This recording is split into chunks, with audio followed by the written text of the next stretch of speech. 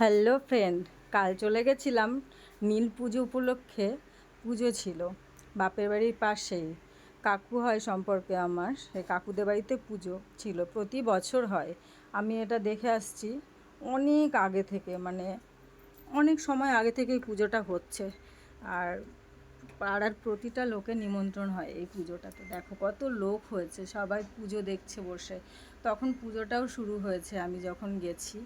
আমি আবার একটু ঠাকুরের মিষ্টি দেবো বলে ডাকছি, যে একটু মিষ্টিটা রাখতে। তারপরে আমার এক বোন, ও নিয়ে বলছে, দিদি কী করবো, নাম লিখবো? তো ওকে বললাম না না, এমনি হচ্ছে বাবার সামনে দিয়ে দে।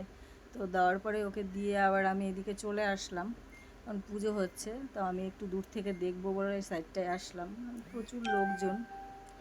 তো যাই হোক, পুজোটা তোমাদেরকেও দেখাচ্ছি। দেখো বাবার পুজো, পুজো দেখতে তো সবার ভালো লাগে। তো আমিও একটু ফাঁকার দিকে আসলাম, একটু দাঁড়িয়ে থাকি, যে লোকজনের ভিড় আছে আমি একটু দেখাই তোমাদেরকে, আশেপাশটাও দেখাই, যে কোথা থেকে একটু রাস্তা থেকে ক্যামেরা করলাম। দেখো প্যান্ডেল করেছে, বেশ ভালো করেই পুজোটা করে, আর অনেক লোকের নিমন্ত্রণ হয়। পুজোটাও খুব জাগ্রত পুজো, প্রতি বছর এই সময়টাই হয় এই নীল পুজোতে। তো আমার মাকে নিয়ে আমিও বসে বসে একটু পুজো দেখতে শুরু করলাম। তো মাকে নিয়ে একটু আদর করছি, পুজো দেখছি। ও তোমাদের সাথে একটু কথা বলছে, ও ভাবছে কি যে হচ্ছে আমি মনে হয় ফটো তুলছি, তাই স্ট্যাচু হয়ে গেছে। আর হচ্ছে এদিক ওদিক খুঁজছে সবাইকে। তো বসে বসে আমি বলছি, তুই কী করছিস? এইদিক দেখছে, ওই দিক, বাচ্চা মানুষ তো আটকে বেশিক্ষণ থাকতে চায় না, তবুও আমি গেলে আমার কাছে থাকে। দেখো মিষ্টি মা আমার।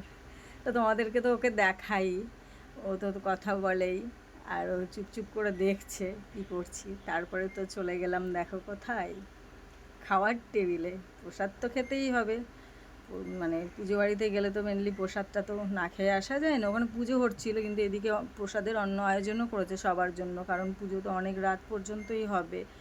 তো তারপরে ওই দেখো লুচি ছোলার ডাল করেছিল, তারপরে এই যে খিচুড়ি, একটা 5 রকম সবজি, খুব টেস্টি হয়েছিল। আর প্রসাদ মানেই তো খুব টেস্ট, তোমাদেরকে আমি সেটাই বলছিলাম, দেখো কতটা টেস্ট। মানে খিচুড়ি প্রসাদ মেনলি দেখবে পুজোতে, খিচুড়ি প্রসাদটাই মেন, ওটা না হলে মনে হয় যে প্রসাদই খেলাম না। তো খুব ভালো লাগছিল, তো খাওয়াটাও তোমাদের সাথে শেয়ার করলাম, যে তোমাদেরকেও দেখাই কি প্রসাদ করেছে। তো পায়েস টায়েসও করেছিল, অতটা দেখায়নি। তো তারপরে খেয়ে দিয়ে উঠে একটু ঠাকুরের সামনে গেলাম, বাবাকে দর্শন করালাম তোমাদেরকে, কারণ এবার তো বাড়ি চলে আসতে হবে। তার জন্য আমিও একটু দাঁড়িয়ে টাড়িয়ে দেখে আবার বাড়ির দিকে রওনা দিলাম। মাকে বললাম, মা বসে আছে সামনে, যে মা আসছি বলে চলে আসলাম। তো